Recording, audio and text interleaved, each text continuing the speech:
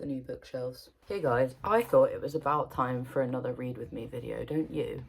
This week, my read with me video is going to be me reading the first Poppy War book. This was a book recommendation from one of my friends. She's been begging me to read this, so we're doing it. I have read a bit of it already. I wanted to read like the first 5-ish chapters before really like getting into it, just to get to grips with the book. So I do already have some initial thoughts to share with you. So for those of you who don't know this book, it's set in China, but it's sort of like a fictional China. So like it's inspired by Chinese culture. The thing on the front says parallels with modern Chinese history. And so far, it's the sort of book that I'm thinking I'm gonna love, because I love books that are like, there's some sort of special ability that you're training in and you go to a school, you go to a, oh my god, I can't think of English. My brain isn't working. I'm not gonna remember the word I'm looking for. You go to an institution. There we go. I literally remembered it immediately. You go to an institution where you train in that. So far, the main character is going to an institution to train to be a part of the army. I think it's like, it's supposed to be the military, but it's like martial arts, and she sort of has nothing else going for her in her life. Like it's either succeed at this or fail, basically. Like there's no other option. It's been like really intense so far, and I love it so far. I love the characters, I love the setting, I love even more the culture that's being explored, because I haven't really read or seen anything that's set in like Chinese culture really. I like the main character, which is a good start. There's not really anybody else at the moment I like, because they're all sort of rivals. I'm just really excited to see where this goes. There's one character that was mentioned who's like the top student. I can't remember what his name is. Alton Trengzin. My like really basic prediction would be he's painted as this like undefeatable guy in combat, and he's like top of every class. He exceeds every expectation. He's like the model student, right? And they watch him in a fighting ring and no one can defeat him. And my prediction would be either he's going to become very important in the main character's life, whether that manifests as she's the first person to defeat him, or he becomes very significant to her in some way. The way that he was introduced to her, I was like, this seems like it's building towards a significance in some way. But maybe I'm completely wrong, because I tried to make predictions about Of Court of Thorns and Roses and I was completely wrong. I'll check back in the next time something happens. Actually, I should probably mention, the thing that has just happened is that she's just killed her womb in order to carry on attending this school. I was eating while I read that. Very extreme. And also like, the way that it describes squeamish things is too good. I'm too squeamish to be reading things like that.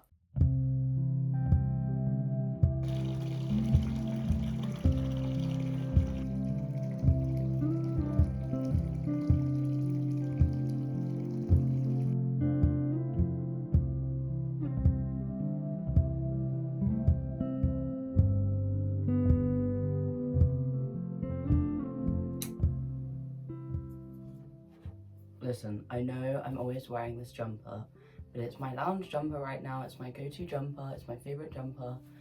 And anytime I'm reading, I'm lounging. So, and it is clean. I am washing it. I just live in this jumper right now. But let's talk about Poppy Wars. I have just got to part 2. I started reading the next chapter and realized that we've switched the focus to something completely different. So I thought I'd talk about part 1 now.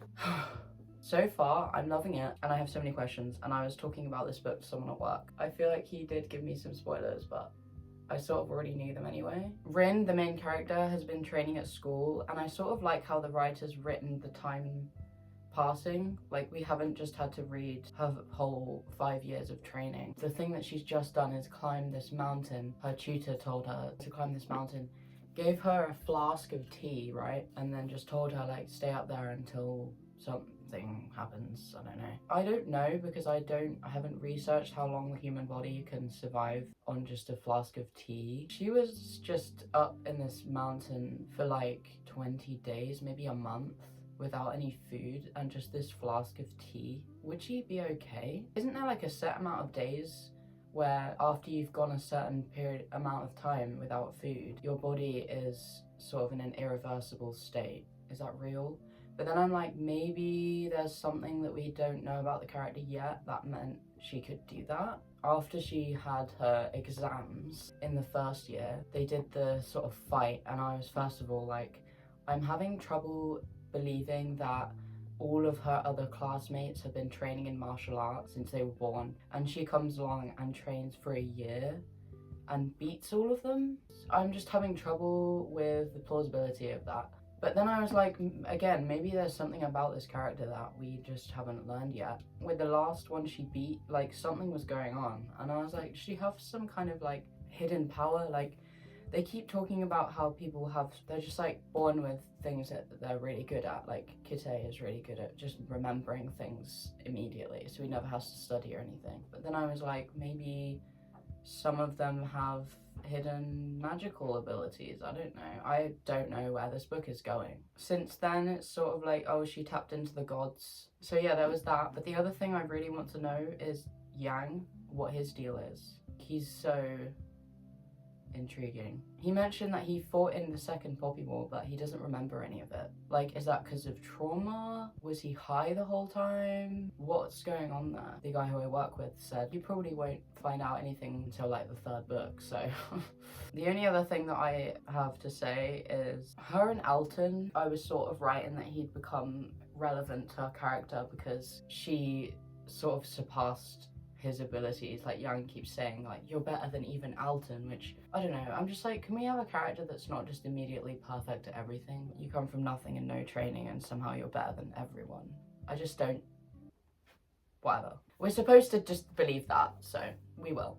But that's where we've got to, and now I think it's changing. The hubris is building inside of her. Like, she just wants power. Can only mean bad things, really. We've got to part 2, so I guess we'll find out what happens next.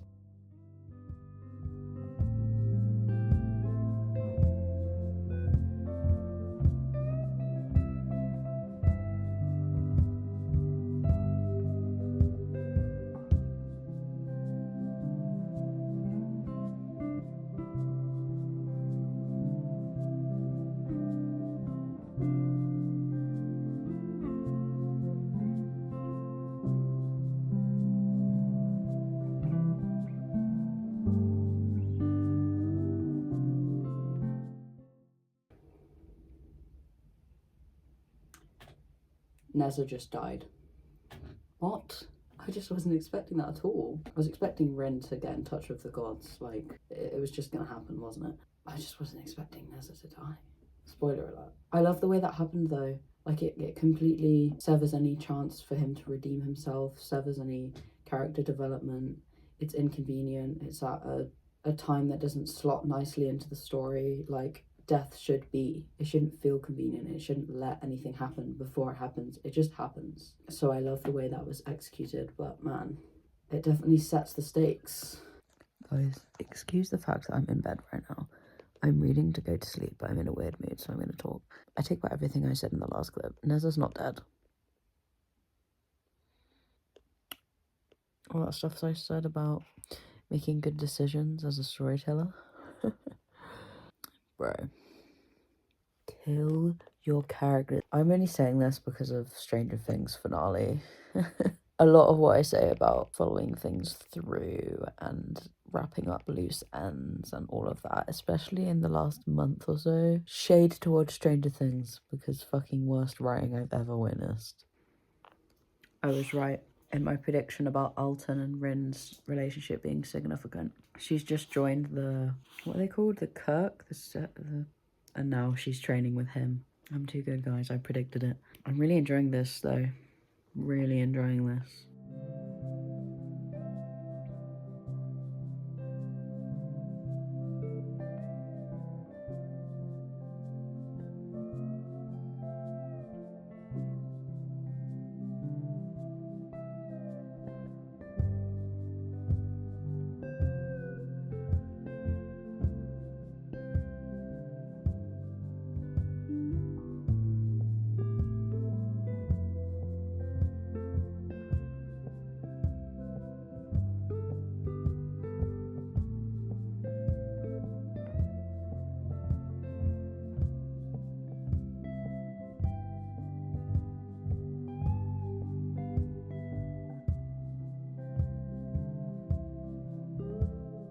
Alright, this is going to be my last check-in before I finish the book because I want to lock in and finish it like either today or tomorrow. If there's anything big that happens and I have like a reaction to talk about, I'll talk about it. But yeah, I just wanted to say that like I actually really like Elton as a character, and like it's annoying me because I usually don't like the characters that you're sort of supposed to like because the main character sort of likes them. So I don't know, they're written as like the desirable, attractive, mysterious character. I feel like he's that, but I do like him, and I'm sort of a bit like, well done to the author for writing him so well. He's very mysterious, and I like the way that he talks. He's in charge of this group, and he's training the main character, but he's never like arrogant or big-headed, or, you know, like, he's just really likable, and I like him. No way. The Nikari army has just arrived. Is Rin interested in Neza?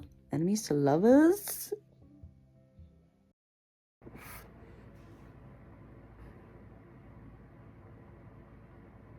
Guys, I don't want to read anymore. I just got to the massacre of Golani.